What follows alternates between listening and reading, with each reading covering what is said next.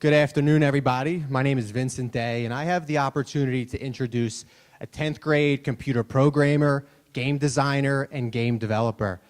He came to the Venture Incubator with an idea to develop a suite of games.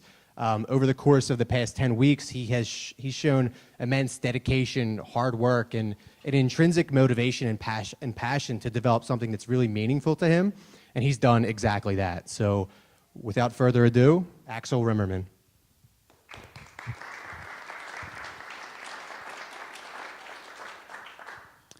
Hi everyone, I'm Axel and my project is Rothonian Games. So what is it? It's my startup indie video game company, and our goal is to give people the most game value for their money, and we do this by creating games that have an infinite amount of gameplay time. So a lot of times I'll go to a game store, maybe online, maybe real, and I'll get a new game, and I play it for like 8 hours, and I play a lot of games, so that's just a few days for me, and then it's done. Never to be played again, maybe in a few years, but not really. So I spent $50 or $60 in this game, and after just a few days, it's done. So Rothonian Games is going to create games that alleviate this problem. They're going to be inexpensive and have plenty of time to play, potentially infinite. So the other reason I'm making this is the rise of casual games. And casual games are games that you don't really have to think about. You can just sort of tap or click mindlessly, and they don't really engage your mind. So Rothonian Games are going to create games that people can get invested in, and they engage the player, and they can think about it while they're playing. So what sets us apart is our high level of replayability. So every time you play the game, it's going to be slightly different, so it never really gets old. So that gives it a really high level of longevity. So more time overall to my games when compared to others. So just compare us to Nintendo, a huge video game making company. Their games on average cost $50 to $60, and they only have about 8 hours of play time, whereas Rothonian Games, our games only cost about $2 to $10. They have an infinite amount of time. So in terms of age, we're targeting more young people, as under 35 is the biggest market for the type of games that I'm going to be making. But all people of all ages are welcome to play my game, both older than 35 and young children, and there's no inappropriate content. In terms of geography, just going to start promoting the game around here in North America. But if it really takes off in this country, then I could spread it globally and get some translators, especially to East Asia, as there's a large gamer population there. So my target market are the people are passionate about games, and they really sort of care about them. They're not just another form of entertainment. They do not view them as just a mindless remedy for boredom. So there are over 1.2 billion gamers in the world, and 187 million in the US alone. So all the games that I'm going to be developing are going to be for the computer. So 744 million of those gamers play computer games. So I chose to develop for the computers for two main reasons. One, it's the easiest platform to develop for. And two, it's the largest market. As you can see, dark blue is computers on this graph, showing what platforms are the most used. So I've been working on my first game called Eternidash, and that is an action game, and 2.5% of computer gamers say that action games are their favorite genre of games. So that means that 18.6 million people worldwide and 3 million in the US, and probably more than that, since even if action genre isn't their favorite genre, they might still like it. So what I've done so far is I've been working with a game design expert from Drexel University, and I've spent many hours working with him and developing and programming my game. And I've been learning how to use Unity, which is a great tool for developing games, programming them. And I have laid down the basic framework of my game. So this is a little bit of the code I wrote, just a tiny snapshot. And there's some more, and some more, and some more. And that's, that's just a tiny little fraction. A lot of code goes into a game. And that is Unity, the tool that I'm using to build my game. And this is the very early prototype of my game. As you can see, the graphics aren't particularly impressive, and the gameplay might look pretty simple as well, but there's a lot of framework laid down, and it can be expanded very easily from where it is now. So I've been working with an artist who I connected with through a website called IndieDB, which is a way for small game developers to connect with people and other people in the community. So I offered him 7.5% of the final profits of my game, although if I do get funding through my game somehow, then I might pay him up front instead if he prefers that. And up top, that's some of the art he's made for me so far. And he's also worked on designing a character for me. He gave me several different concepts for my character and even more. So what am I going to do next? I'm going to continue development on my game, obviously, and that's going to be my main priority. And once I've made a lot of progress on that, I'm going to continue working with my artist to create graphics for it. And then once that's come a long way, I can create a Kickstarter page for it and try to get funding for my game. So once I get funding, I'm going to put it on Steam Greenlight, which is a really great platform for marketing and selling your games. And then I might create my own website and eventually sell my game. So my business model, my startup cost would be $1,905. And since it's a virtual product, there is no per unit cost, so I can create as many copies of my game as I want without having any extra costs. So I would like to have a website for my game, so that'll cost about $90 per year to host, factoring in all factors of that. And I also would like to advertise my games. And through my research, I figured that YouTube ads would be the best way to reach my target market. So advertising on YouTube is $300 per month. So I'm going to sell, for my first game, I'm going to sell at $5.49 per copy. And selling it online on my chosen platform, they take 45 cents off in merchant fees. So $5.04 of profit. So taking that profit, I need to sell about 380 units to break even through my initial costs. And I'd only need to sell 16 per year to keep up with my domain hosting my website. And if I want to have advertising, I need to sell 60 per month to keep up with that. So overall, we're going to always create games that engage the mind of the player and they have great value and replayability. Thank you very much for your time.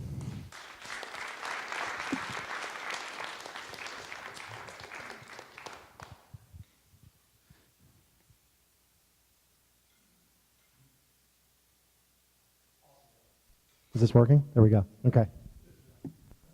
Great job, and my eyes went cross-eyed with all that code, so kudos to you for driving all that.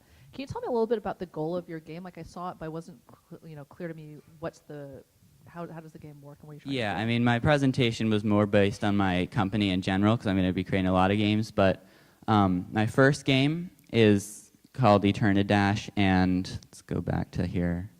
Do you have to go? There we go. So my little character there, you can control them, and it's sort of an agility-based game. You have to jump through these platforms. And like I said, I'm creating games that are going to be different every time you play them. So these platforms here are actually randomly generated. So if I were to stop this game and then start it over, the platforms would be configured completely differently. And there's it's not implemented yet, but there's going to be a lot of factors to deal with. So the character has a stamina, so you can't go too fast without tiring him out. And he's also got health, and there's negative impacts on his health if you are using too much of his stamina, and a few other factors to deal with that make it a difficult but interesting game. And as a follow-up, if you've got infinite possibilities, talk to me a little bit about your pricing, because it seems like your price is very low. If someone's charging $60 for 8 hours of game time, you're infinite. Is there a reason why you wouldn't price the same? Yeah, so I'm obviously a very small company right now. It's just me and my artist so far. Whereas a company like Nintendo, they can have hundreds, if not thousands of people working on one game. So they have to pay a lot of those people to do a lot of different things. And their games are really, I'm not trying to say that they're low quality games, because their games are going to have way more code and way more assets than my game will ever have. But I'm just devoting my time differently. Rather than making like a lot of really intricate levels, I'm working on making one level that is different every time. Very interesting presentation. I didn't understand it all, and I'm not a gamer, so maybe I shouldn't be asking this question. But it's intriguing to me that your objectives in terms of replayability and really getting engaged, the player getting engaged, why isn't that everybody's objective in terms of designing these? And therefore, how can you distinguish yourself versus all those other people trying to also build in engagement and also trying to build in replayability? Yeah, there are definitely a lot of games that are replayable and that engage the player. I'm not saying that my company is going to be the only one to make games that do that, but there is a huge market right now of, like I said, casual games that do not really engage the player, and also a lot of games that are not very replayable but expensive. So for those few games that are both replayable and engaging, I'm just going to have to distinguish myself through the specific gameplay of my game, which I didn't really go into too much in my presentation here. But I'm going to be trying to create a lot of games. I have a lot of plans for a lot of different games right now. This is just my first one here. And I looked and I did not see any game that has this sort of infinite jumping style of games, except ones that are really, really simple. I love your graphics. I loved your logo. I thought that was fabulous. And I guess I have a question / comment, which is, I'm guessing based on your business model that you're not paying yourself, or like imagining that you'd be paid for your time. Is that, or that you're really lowballing the value of the coding that you're doing? And I guess that would be one question. Is that accurate? And then second would be really thinking hard about whether or not you would be in a position to do all of the coding, or whether or not you would ultimately need to hire a freelance coder or something to help support the rollout of this product. And then how would that cascade into your business plan? Yeah, so I'm not paying myself. I'm my own employer. And whether I need another programmer or not, I'm making good progress on this by myself, and I'm a reasonable programmer, but if I think that I'm going to try and get to an alpha state in my game, because I do have a very specifically defined point in my game that I want to get to, and it's the most basic version of my game. And I think at that point is when I might put it up on Kickstarter, and then depending on how much funding I get from there, then I can maybe hire more programmers to add the more advanced parts of my games. Hi, so I thought you did a really great job. I appreciate how you not only have sort of come in at this angle with a very clear vision, but you've also really thought through who your market is and exactly where you're going to serve it. So I just wanted to offer one piece of advice. I find entrepreneurship to be very empathetic, and as you're designing this, I think it's really important, since you've narrowed down the audience that you're really trying to focus on. I think it would it'd be very helpful for you to spend time with them as you're developing this, even each little module, getting feedback, so that when you do get to that spot where you're ready to kickstart, you've kind of already received a lot of the answers to the test and have maximized your probability of success. Yeah, I mean, one thing that sort of makes this a little bit easier is that basically I am my target market. Well, no, I mean, it's not like I'm going to be the only person who's playing, but the people in my target market theoretically feel about games in a similar way I do. And a lot of my good friends feel the same way about games. And there are a lot of great websites that are dedicated to posting your ideas on games that are early in development. So I could definitely talk to people on those. And like I said, where I got my artist was called IndieDB, which is a really great website for talking to other people in the game development community. And also just people who are interested in playing games, even people who aren't developers. So all those websites are a great place to connect with those kind of people. Thank you, Axel. Nice work. Thanks for the great questions, board.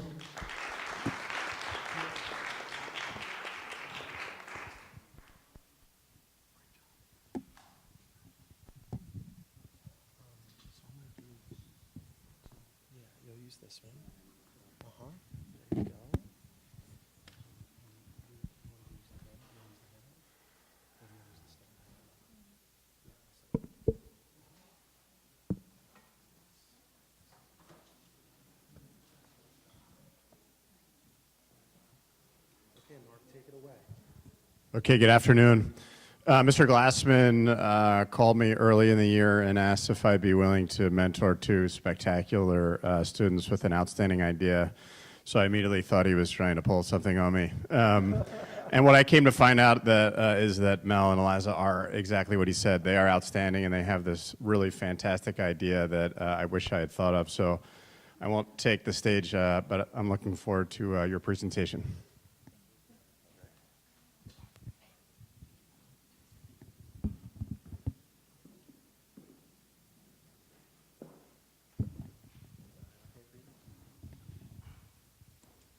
Good afternoon. My name is Eliza. And my name is Mel, and our product is the Sunburn Assassin.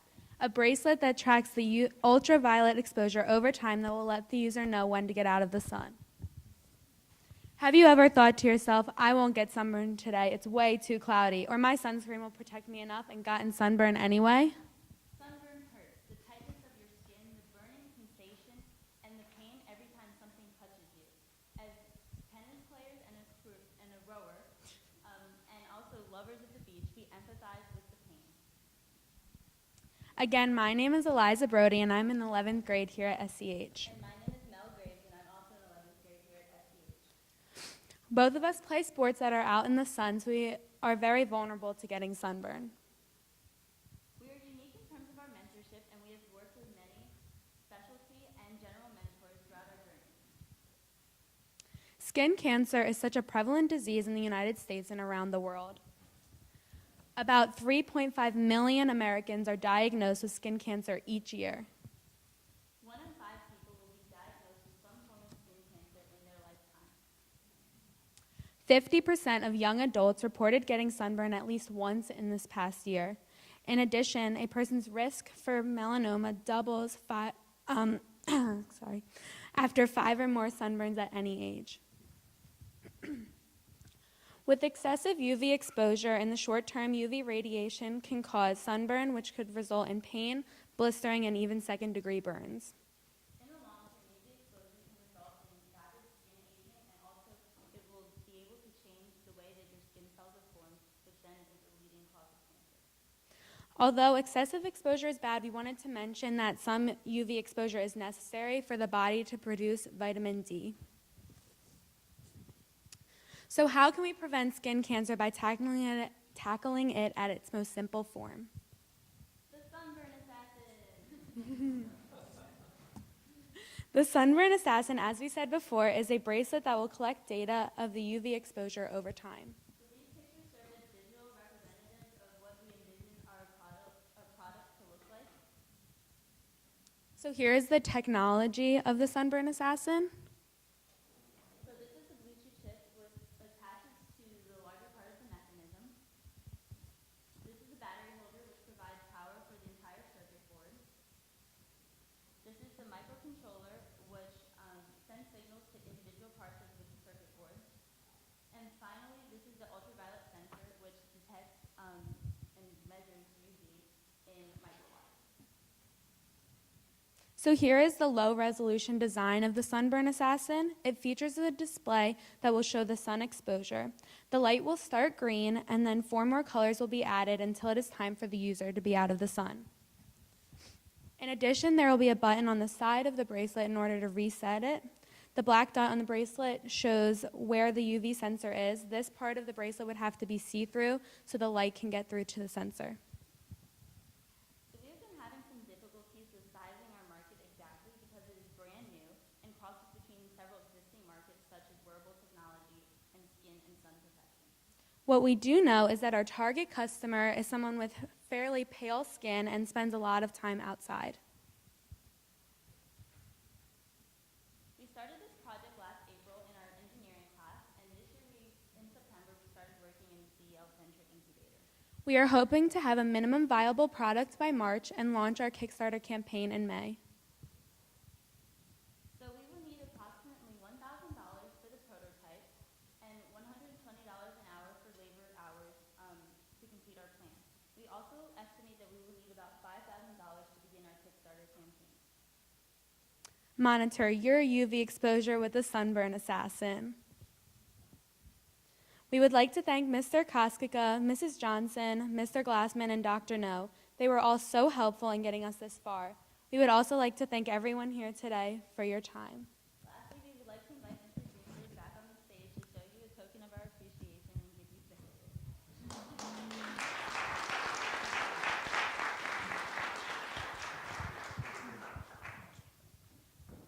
And we can also take any questions now. So that's a great presentation. I love your first prototype, because I think it's always good to start with something very simple. My question to you is around your competition. Like I've got kids, and I have like a UV band where you put sunscreen on it and it changes color, so I know I have to reapply. So you haven't talked a lot about your competition. Can you tell me a little bit about what you've seen and how you're better? So what we've seen is things like that don't require technology and that are not reusable. So what makes us different is that this is reusable, and other products like this are starting to come out, but none of them are at any stages past about where we are. And she just kind of referred to our direct competitors per se. Our indirect competitors would be simple things that use like shade, umbrellas, sunscreen, things of that nature that we have been using forever. And like again, like she said, ours is different and new because we're now using technology to fight a common problem that we've been dealing with for a while. I'm interested if you've gathered information. I might have just missed this in the presentation, but have you gathered information from your target market? Done any surveys or anything to gather information?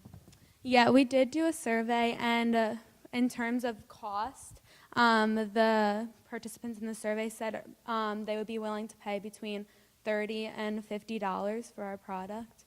Yeah. I grew up in Australia and was exposed to the sun a lot, and I wish I'd had this product when I was growing up because I understand UV exposure is cumulative. Yeah. So it's gonna catch up with me at some point. I'm interested in the fact that you put it on the wrist, and I would think it would be very sensitive to how the individual wearing this thing would have his or her risk.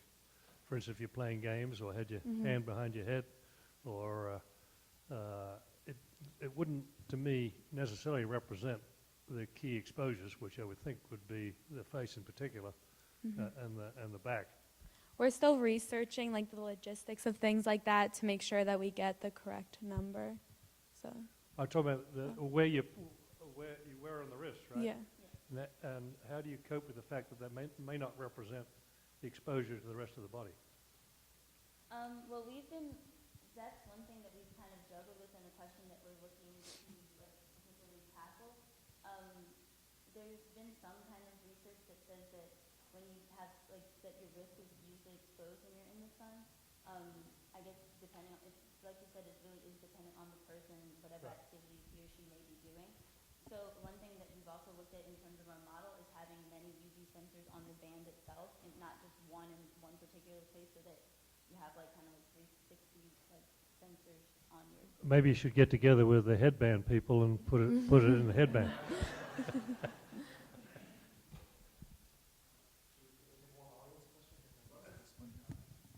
Just so the live stream Well, I was going to say, this isn't more of a question, it's more of a, there's a difference between UV and light. So like you might be able to measure, I think in shade there's still UV, so because you're measuring UV, I would just concentrate on that. So 'cause that's a good question, but I don't think it's actually an issue because I think UV still records, even if there's no light. Did you pay this gentleman? I was reading in Reddit the other day too, but like I think Australia has a huge issue with this. Like 1 in 2 people develop like melanoma or whatever that's called throughout their lifetime. It's like some crazy statistic. So Australia would be a great target market.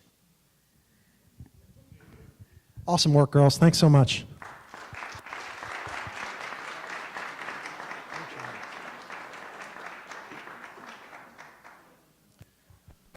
Okay, so I have the absolute pleasure of introducing our next entrepreneur, Caroline Clark.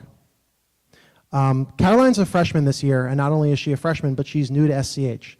And I don't know how many of you know, but our new freshman orientation program is a week in the woods, where you have to find your way from point A to point B with kind of a compass and a map. So what an exciting experience. So Caroline was thrust into a new school as a freshman, with a new set of kids she'd never met before. And before she set off into the woods with Mr. Norsini, She wrote me like a 5-page email about this project that she's about to present. She's so passionate about the cause, and I don't want to step on her toes, so I'm not going to tell you what it is, but it's been a real honor, privilege to work with her, and I'm excited for you to hear the results of her first few months. So without further ado, Caroline.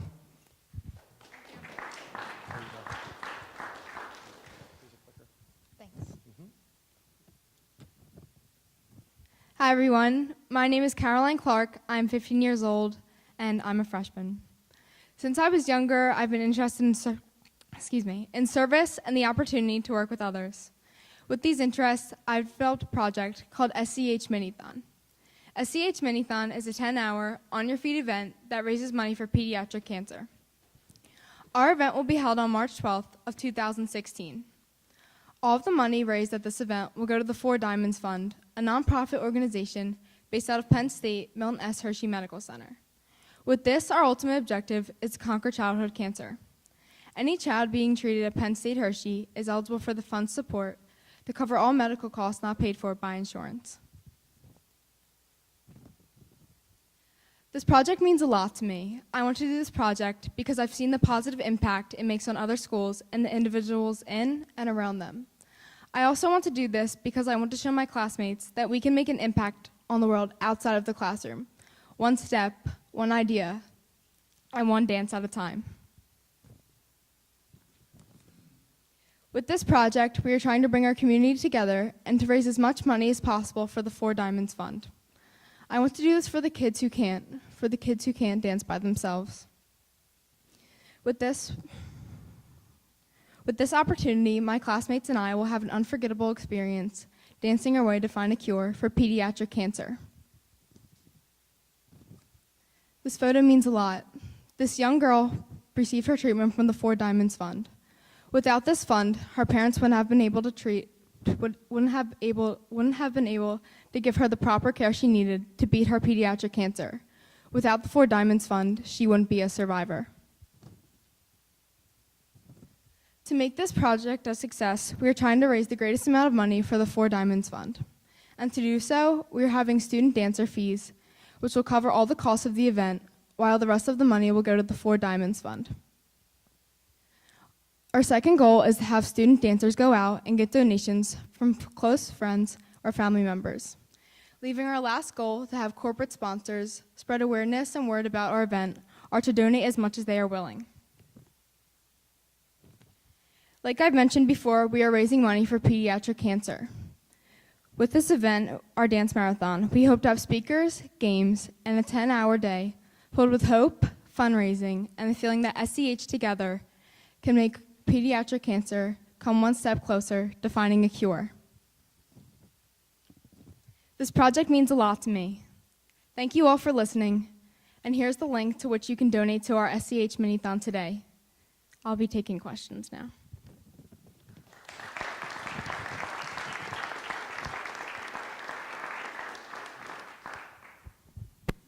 Great job. I can tell how enthusiastic you are about this project. It's wonderful. Is it on? Can you tell? Okay. I'm curious if you could tell us a little bit more about this program that's housed at Penn State and what type of support they provide, and how you've accessed the information and resources that are available through Penn State. The most crucial part of this is that the money that's donated to the Four Diamonds Fund covers the medical costs for the families. So people who might not be able to afford it can, and their children can get the emotional support as well as financial. Then what about in terms of organizing the mini-thon? Is there a kind of a template or resources for people like yourself who are organizing fundraising events, dance-a-thon type events? Well, recently in the past month, we've been working on this in September. I've been trying to gather other students. It's a student-run event. So we're trying to get committees together that will go out to corporate donations or try to find sponsors within our families and friends. So do you have a date for this, and what's the kind of process of the event that you're thinking about, like the planning part of it? Our event will be held on March 12th of next spring, and right now we're trying to get all of our committees together, which we need to have to hold the actual event, and then we'll have students register. And on the day of the event, anyone could come, friends, family, anyone here. And you could come and just dance and donate money. You're supposed to come and donate as much as you want, and then you can dance. And we'll be selling t-shirts, having games. And a large part of this is we're going to have speakers of families, children, of survivors. And what do you think is going to be the hardest thing about organizing this event? I think getting all the committees together and the students, and we're trying to raise more money than we are like for how much it costs. So I think raising the money to give to the Four Diamonds Fund.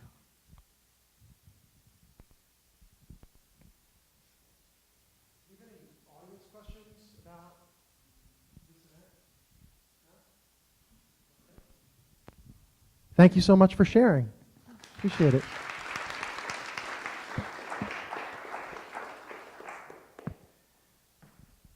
Okay, now you're going to hear from Gwyneth Bjordman about her project Girl Hype. I also have the privilege of introducing Gwyneth. So Gwyneth began her work in the Venture Incubator last year, and she's always been very passionate about science and became acutely aware about how when young women hit a certain age, society sadly discourages them from pursuing careers in science and mathematics.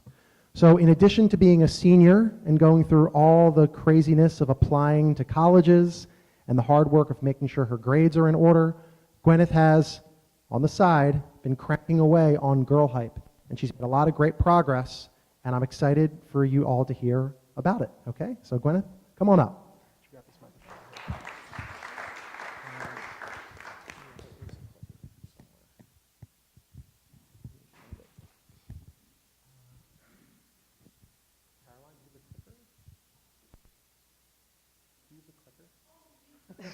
Sorry. Thank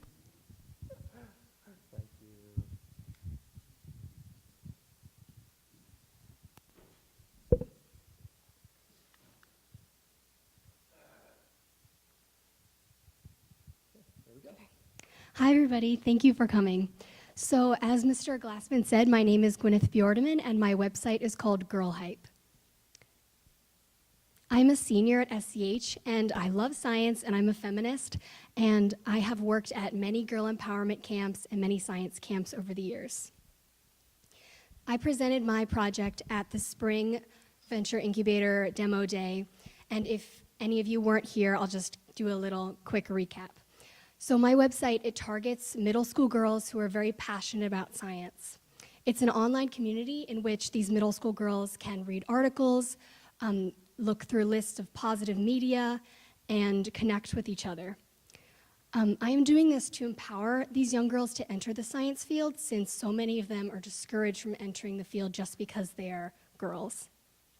My motivation for doing this is because I love science, and I want girls who also love science to feel empowered and to feel like they can enter the science field and nobody's telling them that they can't do that just because they're females. I want these young girls to be confident, because middle school is a very, it's a very dynamic stage of girls' lives, and I want them to be confident in themselves and know that they can succeed. And I also want to help cultivate this interest in science so that they can go into the science field. So over the summer and the year so far, I've made a lot of improvements since last spring, and I'm going to go onto my website and show you guys what I've done so that you can see what it looks like right now. Okay.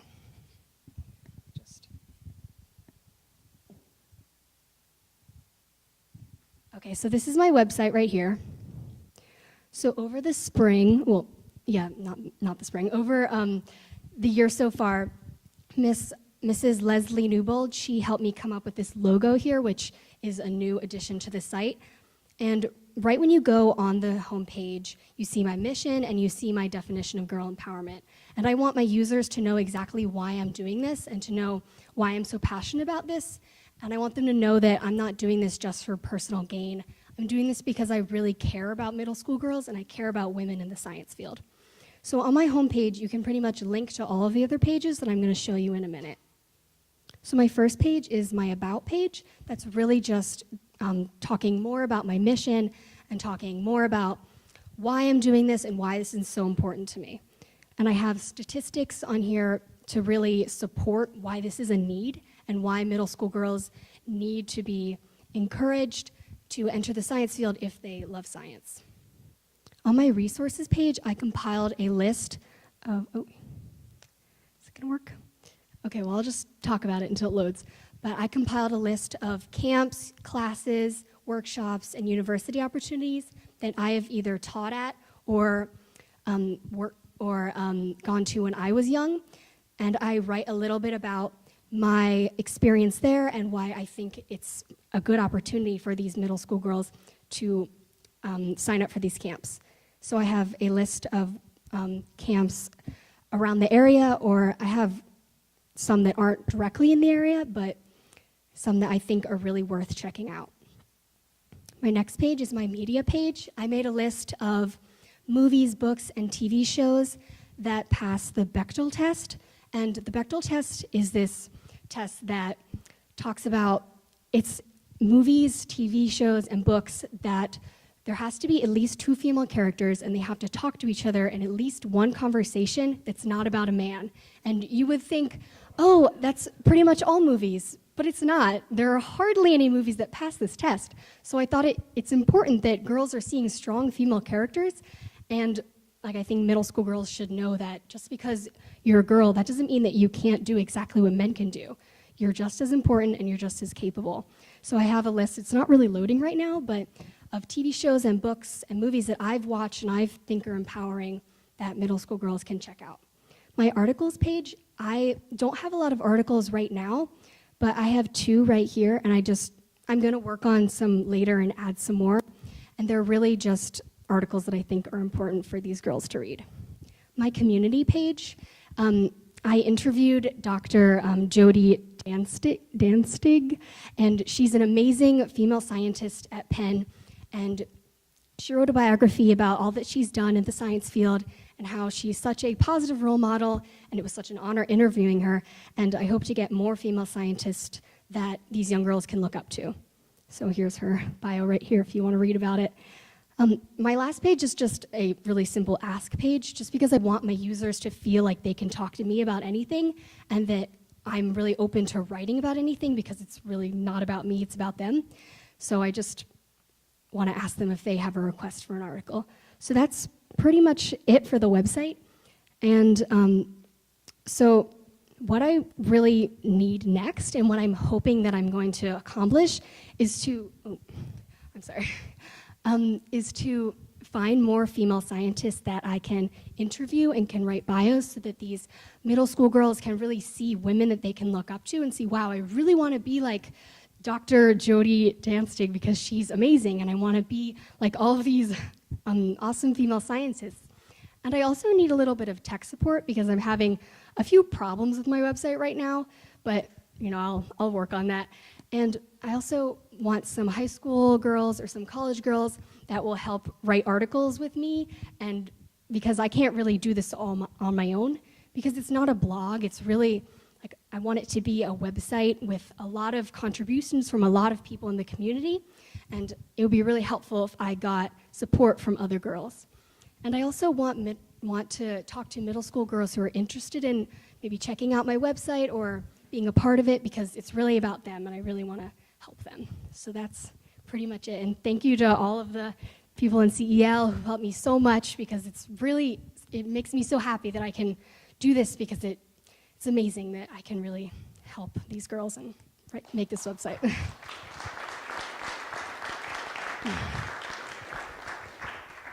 So really nice job in your presentation, and I love your passion on this. This is something as a female scientist that I think is a problem, and it's great you're doing it. My question for you is kind of, what does success look like for you? You have a beautiful website. I love the resources and things you have on there, but what do you ultimately want to achieve where you can measure it and say, you know what, I know I had this impact? Mm-hmm.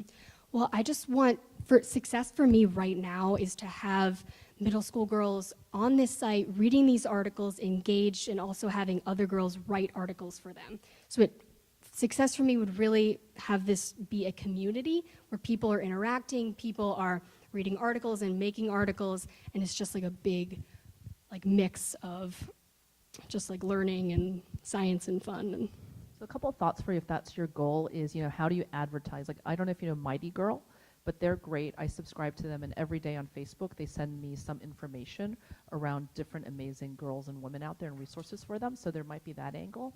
And also, is there some kind of online community where people can post and talk so that you can see the level of engagement? So I think the challenge for you will be really measuring the impact that you're actually having. Yeah, I think that's definitely a good point. I'll definitely check out that, what you just said there. Mighty Girl? That's cool, thank you. I'm not a scientist, and I'm obviously not a female. But I wanted to understand the economics of this. Are you expecting to make money out of this? And if so, how? No. And if not, how are you going to fund it? Yeah, this isn't really like a for-profit website. Right now, the school has supported me in like making my website, but I'm eventually gonna have ads on my website that will fund like the website in itself to keep it going. But ads that are relevant to my users. I just wanted to make a comment. I just, having watched you from last spring to now, it's really impressive what you've done and how far you've come, and it's really quite inspiring. You've set the bar really high, so I just wanted to commend you for that, and I think I might have some connections to make for you in the tech part to try to help you there, but I just, more than anything, want to say really incredible. Thank you so well much. Done.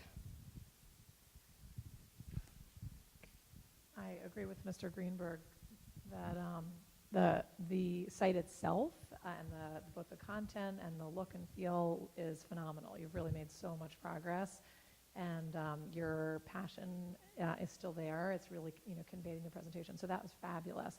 I feel like in terms of the presentation itself, it would be great to see a little bit more on your business model, your thoughts around the marketing, your thoughts around engaging your target audience, and just a little bit more meat on that. It seems like probably you've really been focused on the content side, but I think it's probably a good idea to pause and go back to that planning side of things so that you make sure you're spending your very limited time as wisely as possible, and knowing how you can engage with folks in the community to build this in the direction you want to go. But great job. Thank you so much.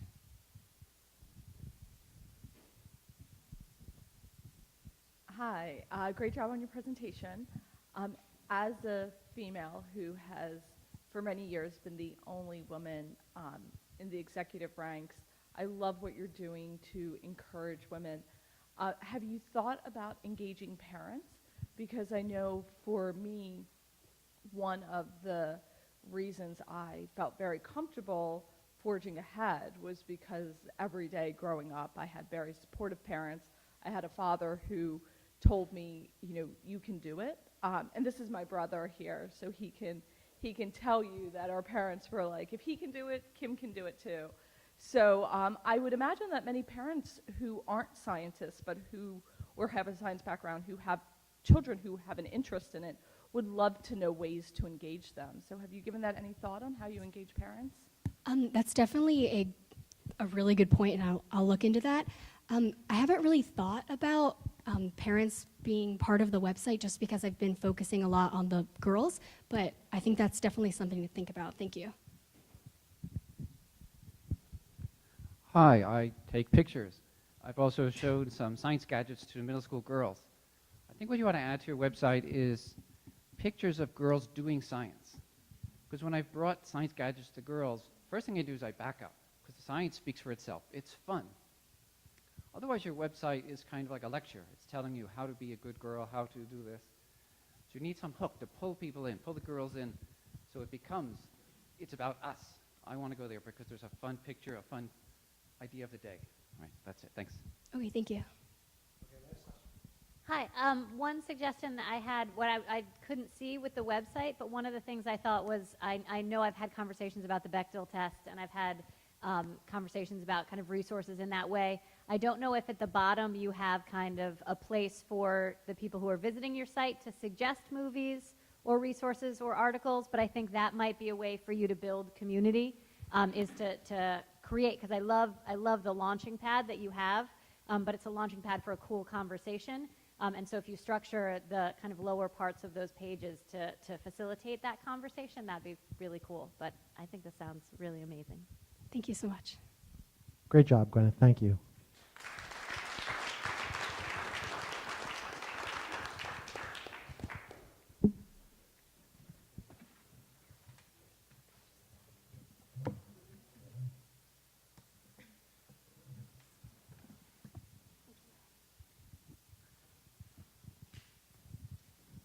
I have the great pleasure of introducing our next speaker. Sarah Scanlon started in the Venture Incubator last year, and even in the past several months, she has grown a lot. She's going to share with you her journey and what she has learned. She is a great example of passion-based learning because her work stems from her love of dogs. Sarah?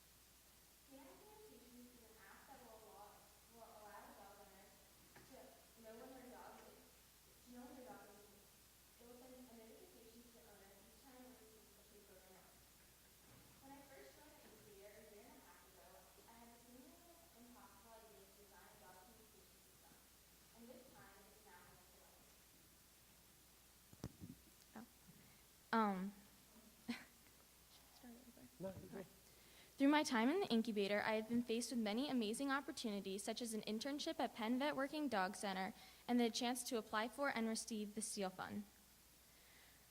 I have also learned quite a few life skills and lessons through my journey with CEL. I have become a more confident person, learned to be an outside-the-box thinker, along with what makes a successful business. Confidence. From speaking in front of the whole school to pitching ideas to peers, I have learned if you are confident in yourself and your ideas, it will make everything a lot easier. Last winter, our demo day presentations were not just in front of the CEL board, but the whole upper school. When I first heard this, I was scared out of my mind, but being barely able to present in front of my classmates, I had no idea how I'd make it through the presentation, but I got up on stage to present my idea. After the presentation, I realized that it was nowhere near as bad as I thought it would be. And if I hadn't gotten up there, I probably would still be horrified to speak in public. If you are confident and just go out and be you, it won't matter what others think, because as long as you enjoy what you're doing, nothing else really matters. Creativity. One of the most valuable skills you can have is creativity. If you can think outside of the box, you will be able to solve almost any problem faced upon you. Through my time at the incubator, I have run into many problems, from the logistics of my project to brainstorming ideas. You need to let your imagination run wild. Even if your solutions are far-fetched, they can always be narrowed down. Problem solving is also one of the main focuses of the CEL classes, which allow everyone, not just the incubator participants, to discover new and innovative solutions to daily problems. Success. To create a successful business, you need an idea and a plan to achieve it. Any business idea has the potential to be successful if you're passionate about it. Once you have an idea and a product, the only thing left is to put it on the market. As you can see, I have learned so much through my time at the incubator, from confidence, creativity, and success, and I will further apply these lessons as I continue to work on my canine communications project. Thank you.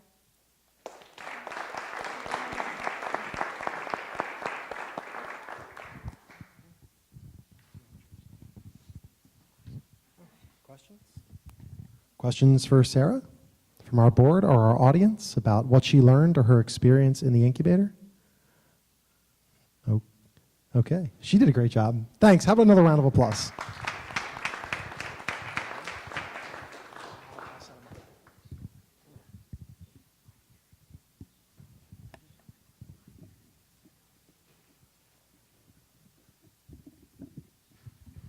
Our next speaker is Noah Schaup. He's working to take his interest in lacrosse to make something that will really make a difference. He started at the Venture Incubator last year, and he's here to present to you his updates.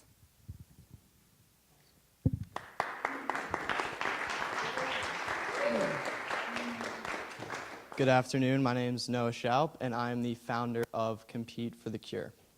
Compete for the Cure is a nonprofit organization that focuses on raising money for underfunded pediatric cancer research through the lacrosse community. As you can see in the graphic here from Alex's Lemonade Stand, childhood cancer is a huge problem in our world today. Over 90,000 children are dying from cancer every year, and in the U.S. now, it is the largest killer of children under the age of 15. So it's a huge problem that I want to solve, and there's plenty of space to do that. So the way my organization works is that after a lacrosse team agrees to participate with my organization, I ask the players on that team to go home and get family and friends to agree to donate money per goal scored by their team throughout the season. After the money is generated, all the money is given to my organization, where I intend to distribute it to Penn Medicine and CHOP here in Philadelphia to support their cancer research efforts. So since the spring demo day last year, I've done a lot. I have applied to the IRS for a 501c3, which would establish my organization as an independent entity. And in doing so, I have also created a joint 501c3 agreement with SCH so that I can raise money under their name before my 501c3 is officially filed. I've also brought in a friend of mine to help with my social media and public relations. She's awesome. I think she's going to do a great job, and I'm excited to work with one of my peers. I've also reached out to CHOP and Penn Medicine and established relationships with the people there, so I know that when I want to donate money, I know who to go to and who to ask. I've also reached out to 10 schools from the Girls and Boys Interact to generate interest and see if they're willing to participate for my launch in the spring of this year. So before my launch this spring, I still have to get a couple things done. I have to finish up my website, which will end up being the main medium for how my organization works. I also have to lock down all the schools that I want to participate with me and make sure they're on board and ready to go. I also have to get my social media and marketing campaign underway to generate interest and excitement so that when I do launch, everyone knows what's going on and everyone's ready to do it. I'm also hoping to invest in merchandise and other commodities that will help me hit the ground running in the spring. So what I need from you guys and everyone is, at this point, investment or knowledge of anyone that would love to invest in helping me get off the ground in the spring. So yeah, and of course, any advice or guidance that you guys have for me is always appreciated, and I thank you for your time. Oh yeah. Any questions from anyone? So I'm very excited about what you're trying to do. Like anytime there's a social cause and linking it with sports is great. One question for you is, if you looked at kind of corporate sponsorships or people that you could work with, so you're not kind of going school by school, because it gets quite manual at that point in time. Right, so my model, hopefully, I hope to make it as simple as possible so that what the problem that you're presenting is easily solvable. So it's more of like a user interface. So it would be a lot more simple to just go to a school and tell them what to do, and they'll be able to do it themselves, and it'll be like almost a one-time process, and it'll just happen over and over again, and you'll see the results. You won't have to do much else. So one thought for you is, I know Joel Zerker, who is the founder for Next Sports. I don't know if you've heard of them. NXT. Yeah, NXT. And so I think he might be a good person. I don't know if you've approached them yet, but someone like that, which is just focused on lacrosse, could be a good partner for you. Right, and this spring especially, I'm really focusing on high school varsity lacrosse teams, but the whole point of it is that it's applicable to any sport or any other team. So yeah, like NXT is club-based, it's outside of school. So like my main goal is to get into those type of teams and stuff, so thank you. Yeah. Great job. It sounds like you've made a lot of progress since the last time Thank we you. heard from you, which is good to see. I'm curious if you've done any kind of piloting of this concept at SCH or at a different school. Have you made progress where you've created templates or gone through a process, even if it was a little bit more paper-based, since you're still working on your site? Have you done any kind of a pilot at this point, or are you still in the planning stage? I have not done a pilot. I'm devoting a lot of my time and energy to making sure that everything is ready for the spring. I'm assuming and I'm hoping, and I want to make my model as simple as possible. So I'm banking on that it'll work. And obviously, it's going to be the first year. It'll be a learning experience, but I'm going to fix all the kinks and get it ready so that there really isn't much room for error. So. a wonderful cause. I'm wondering why you chose 2 Philadelphia-based hospitals to donate the money to, given the fact you want to go across Right. the United States.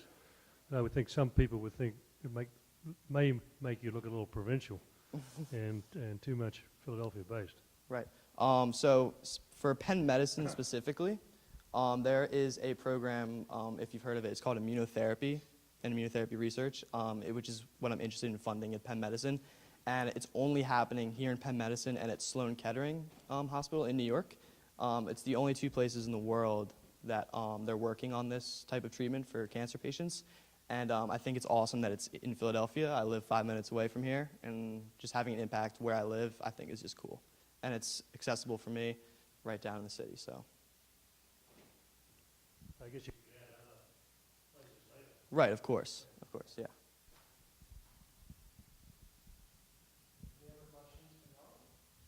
Great job. Thank you.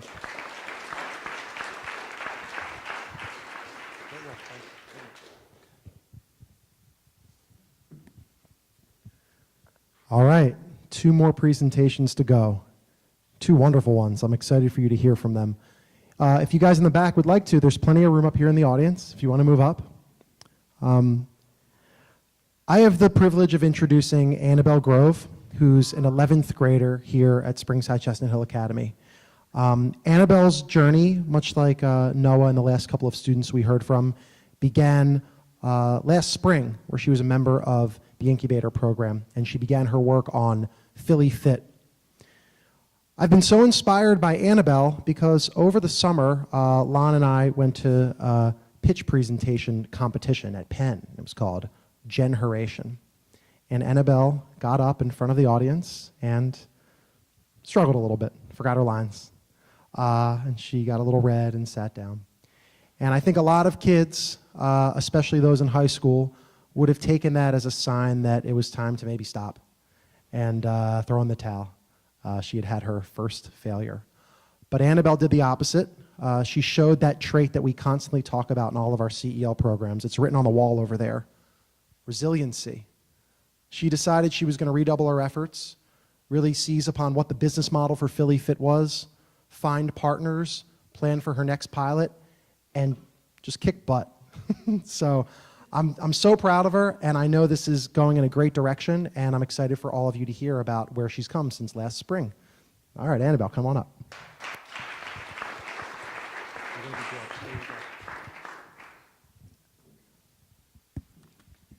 Hi, I'm Annabel Grove. My venture is a nonprofit organization called Phit. As some of us know, Philadelphia is a tale of 2 cities. The bright side is an area where schools can invest a lot of their resources into their facilities and play structures so that their kids can remain active. However, this is not a reality for most schools in Philadelphia. Schools like Emlyn Elementary have a playground that consists of a concrete parking lot.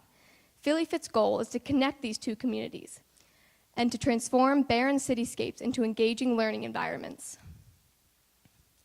Our mission is to educate children about exercise and nutrition in an engaging way so that they can lead healthier lives. We bring a new approach to nutrition and exercise in underserved schools. Our approach involves an active, game-based curriculum taught by high school volunteers. I'm going to tell you a story about our pilot, our pilot at Emlyn Elementary, and then I'm going to show you a video of our pilot. First, I want to tell you about what we saw there. When we pulled up, I knew we were going to be working with kids who needed our help, but it didn't really hit me until we started setting up our games. That's when I saw a group of kids playing with something orange. At first, I thought they'd gotten a hold of some of our toy food, which is one of our materials that you will see shortly. As I got closer, I realized they were playing with an actual orange. And this struck me as odd at first, but then as I walked around and looked at the scarce environment, I realized they truly had nothing else to play with. This is a problem that Phit can fix. We aim to give kids an engaging, active environment where they can play in a productive way. We also want to teach them about nutrition and nutritious foods and what they can do for them. Because as you can tell, when the kids saw this orange, the nutritious benefits definitely didn't cross their mind since they were rolling it along the ground. So Phit wants to help these kids because we can give them more than just an orange. So I'm going to show you the video of the activities and the reaction we received at our pilot last spring at Emlyn Elementary.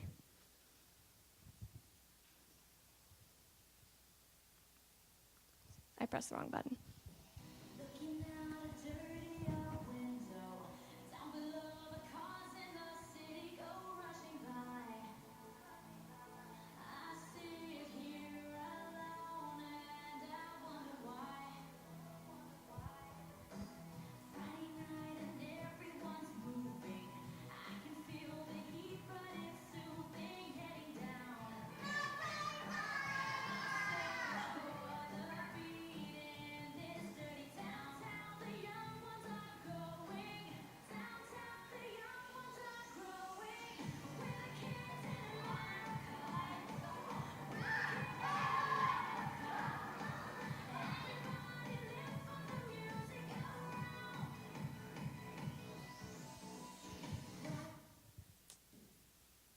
Here's an overview of our program. It is based on our 3 pillars: nutrition education, exercise, and fun. Here's a breakdown of how it works. We train our high school volunteers and identify a school. The school is identified based on their need and either lack of programming, lack of facilities, or anything that our program can assist them in. We then bring the volunteers to the school and they run the curriculum with the students. We also provide the students and teachers with additional resources to further their knowledge. The end goal is that the students will use that knowledge to lead healthier lives. Here's a summary of our curriculum. It was adapted from online sources such as choosemyplate.gov in that picture and sparks.org. It was reviewed with PE teachers and advisors such as Miss Fish. The games correlate to the classroom sessions so that the curriculum is engaging and informative. Here's an example of one of our popular games, Remake the Rainbow. As you saw in the video, it involves scattering toy food and the students working together to form the food into a rainbow. That connects to the lesson, the food on our plates every day can look like a rainbow, to include all the necessary food groups. This is our progress since my last demo day. So far, I've recruited 15 volunteers and updated the curriculum. I've also started on a schedule for the upcoming sessions. With the help of Mr. Sweeney, this involves coordinating high school free period schedules with Emlyn Elementary recess schedules. I've explored models for this program with organizations such as Get Real, Get Raw and After School All-Stars. I've also reached out to potential partners. Our plan basically involves expanding from a successful pilot to a viable organization. This involves building our volunteer corps. While I'm thrilled with the response I've received from our current volunteers, we need to add more and hopefully add staff. We need to buy additional equipment and expand into additional schools such as Joseph Pennell Elementary, where I've already visited. I would like to launch our website that I've been working on and partner with a nutrition organization. In order to progress, we need introductions to possible nutrition partners. Ideally, these partners would provide developed nutrition education and access to healthy foods. The end goal would be that an organization could institute a program in the cafeteria to improve the school as a whole. Like most starting nonprofits, we are seeking funding. Our short-term funding needs include equipment, website and logo development, t-shirts for our volunteers, transportation, and incorporation and filing fees. A huge thank you to Mr. McGuire for all of his help and support along the way. I would also like to thank my past mentor, Rachel Zinzer, and my current mentor, Mr. Glassman. Thank you all for listening. I hope you all understand what Philly Phit is. I'm thrilled to be up here talking about it because I'm really excited to see how it can progress and the impact it can have, and I hope you can be a part of it.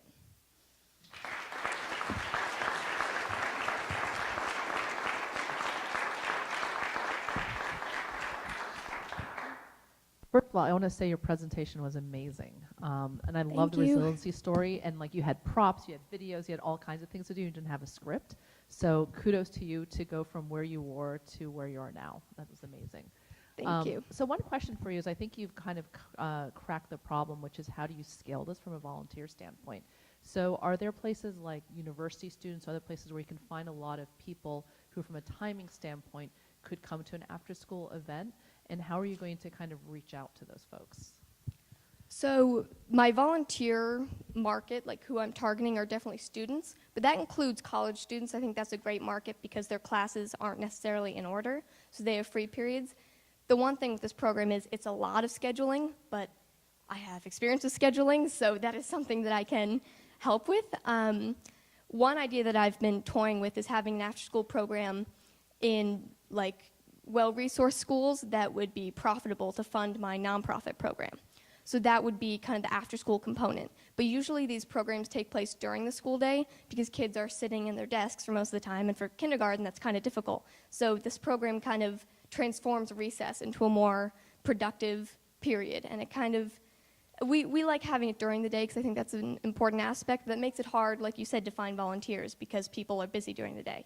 But that's kind of where the student aspect comes into play because I think having a student-to-student interaction is really valuable.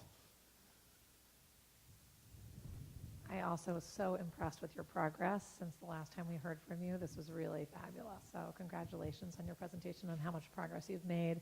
I'm curious what has been challenging in this later phase of working on this. You know, where besides the presentation that Mr. Glassman told us about, where have you stumbled? Where has been hard? Where do you need support? Definitely finding volunteers. Originally, I thought I needed 6 volunteers because I only bring 2 with me, but then with all the scheduling, it became a huge, undertaking. And finding enough volunteers is really important because if I visit one grade once a week, like kindergarten once a week, but then if I visit kindergarten, first grade, second grade, third grade, fourth grade once a week, then it becomes a whole another aspect, and I can't take high school students out of school every day of the week. So that's not really a lasting program.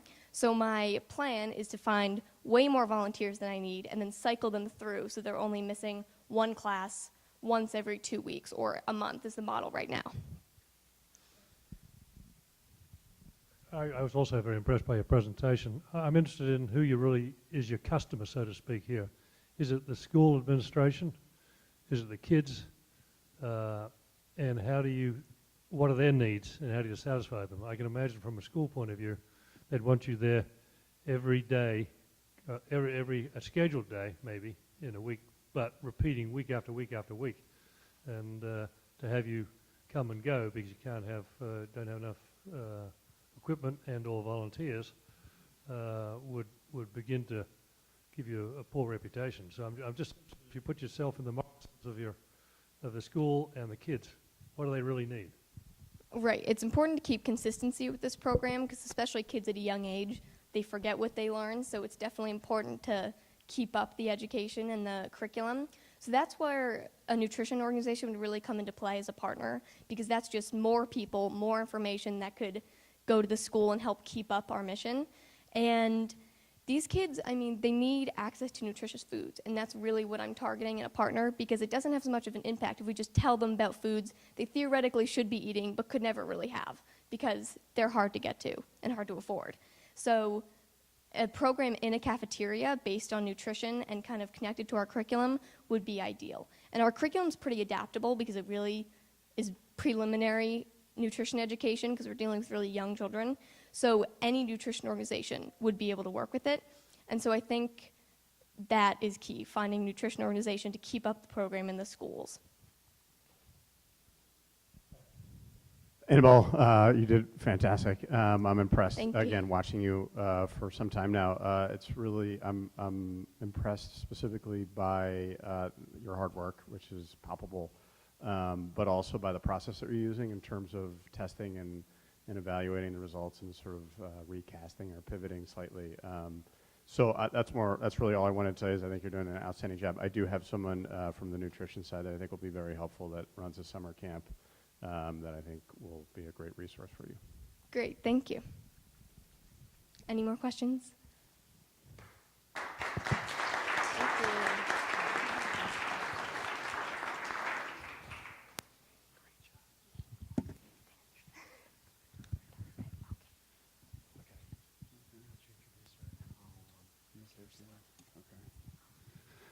Good afternoon. I'm Jamie McGuire, and I am the mentor. I use that term very generously for Rekha Dillon Richardson. I began mentoring Rekha back in September, and have just been amazed at working with her. It's been a real privilege, very bright, ambitious, passionate, and she has a unique approach to an issue that I think concerns us all, and for which more than 200 countries have recently met in Paris to talk about and to try to solve. So without further ado, I'll present Rekha, and she'll talk about how she's going to handle it.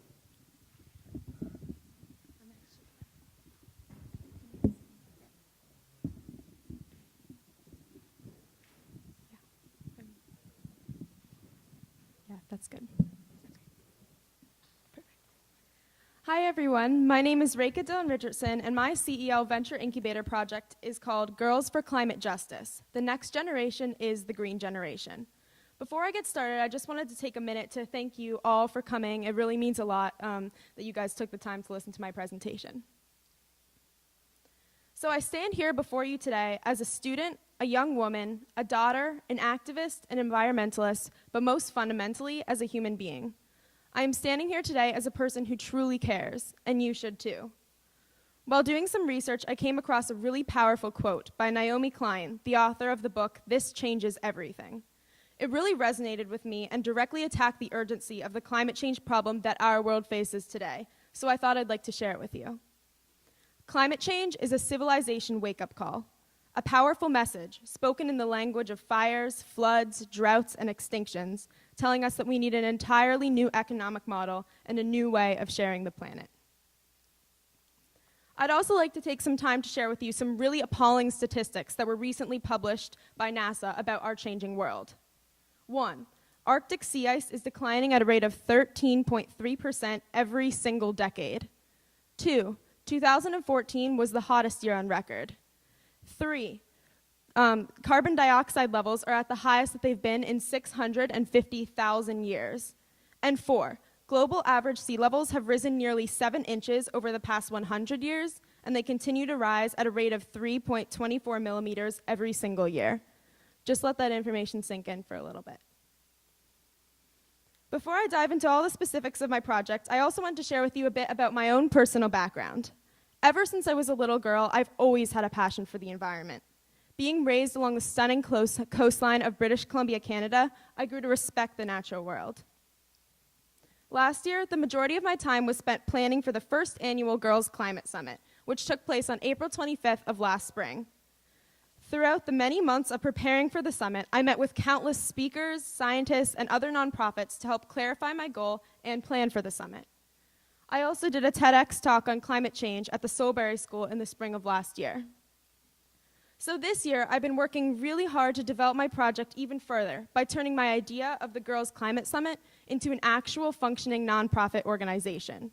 So on this slide, I've kind of laid out the different components that ideally my nonprofit would have. The first is the annual educational outreach event called the Girls Climate Summit. The second is the Girls for Climate Justice Youth Action Network. This will be a network of young girls dedicated to both inquiry and action. Girls who join this network would most likely be passionate leaders who self-select to be a part of this group. Ideally, this group would meet face-to-face or virtually about once a month to complete meaningful action tasks. And then the third part, ideally, of my nonprofit would be a co-constructed online resource library, website, blog, and discussion forum that serves as a place where students can learn climate science, voice their opinions on matters that deeply affect them, and also learn about how they can make a difference. Because climate change is the most important issue facing our youth today, we can't rely on adults to fix the problem for us. The youth, the leaders of the future, need to take action now. It is my generation that will become the lawyers, doctors, politicians, mechanics, scientists, and teachers for the generations to come. The generation of youth are the ones who are most affected by our rapidly evolving world, so we should have a legitimate and respected voice in change. With that in mind, I thought I'd share with you the mission statement of my nonprofit. Girls for Climate Justice is dedicated to educating and empowering middle and high school girls to take measurable action against climate change issues impacting our world today, on an individual, school-wide, and regional level.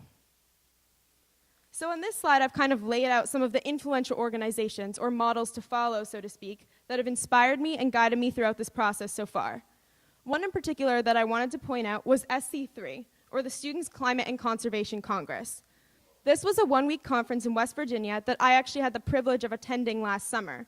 and it was really centered on educating and empowering youth leaders about environmental issues facing our world today. It was an amazing experience, and their mission really closely aligns with my mission as well. So some of you guys might be thinking, why is my idea unique? Why is my nonprofit different from any of the organizations that I listed on the previous slide? And it really comes down to two things. The first is that Girls for Climate Justice is almost entirely youth-driven and youth-facilitated.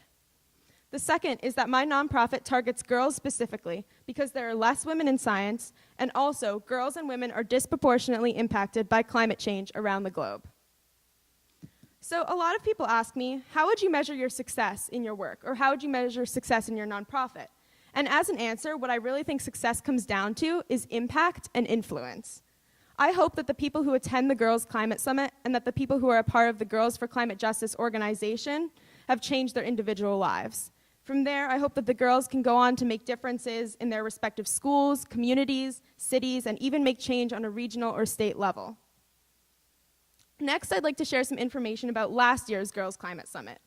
On April 25th, 2015, the whole-day event was hosted at SCH Academy. We had a total of about 65 middle and high school girls attend from around 16 different schools all over the Philadelphia area, both private and public schools. We invited 10 powerful workshop leaders, and we had 2 amazing keynote speakers. It was an absolutely incredible and surreal experience to see an idea, a dream, come to reality. I'm working on refining the model of the Girls Climate Summit to create an even better event this year. So this slide just shows some pictures that kind of summarize the day last year. So the group picture with the girls is on the top right, and on the bottom left, it shows some of the girls getting ready to go down to the Wissahickon Creek for the Stream Walk workshop. So right now, I'm kind of in the process of managing 2 different schedules. The first is actually preparing for the Girls Climate Summit, which will take place in the spring of 2016. So for that, I'm working on establishing a summit planning team of 3 additional girls. I have 2 girls who are working with me already, but it's a lot of work, so we wanted to make a whole team. And then the second is I need to select speakers and also identify new workshop leaders that make the summit as engaging and interactive as possible. And the third is to begin to recruit participants with a goal of 100 students. And lastly, I need to develop and implement a way to effectively do the climate action plan component of the day. And then I also have a to-do list for establishing a nonprofit organization, which includes establishing a student committee to help run the nonprofit, finding financial partners and sponsors, finishing obtaining the 501c3 tax reduction status, and also further developing and implementing my mission. So all of this brings me to how you can help. Because the goal for this year's summit is at least 100 girls, I need to double my funds from last year with a goal of raising $10,000. In addition to searching for sponsors, I am looking to establish connections with powerful and engaging speakers to make the summit the best that it can be. So I would like to thank Mr. Glassman, Dr. No, Mrs. Suddeth, and my mentor, Mr. McGuire, for their outstanding support of my project. I would actually like to invite Mr. McGuire back up onto the stage to give him a token of my appreciation.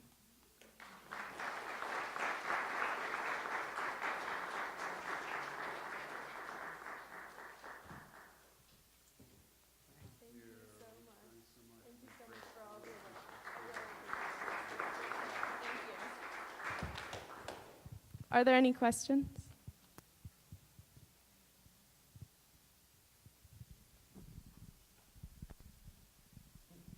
I'm interested in whether you and Gwyneth have spoken in terms of girls' hype and how much you can help each other in developing these ideas further. What a great suggestion. We've talked briefly, but we haven't talked that much about our organizations. But hearing about Gwyneth's organization, I really think that would be a good point to connect, because she's establishing a network of girls who are interested and engaged. So good luck and congratulations on your success last year. Thank you.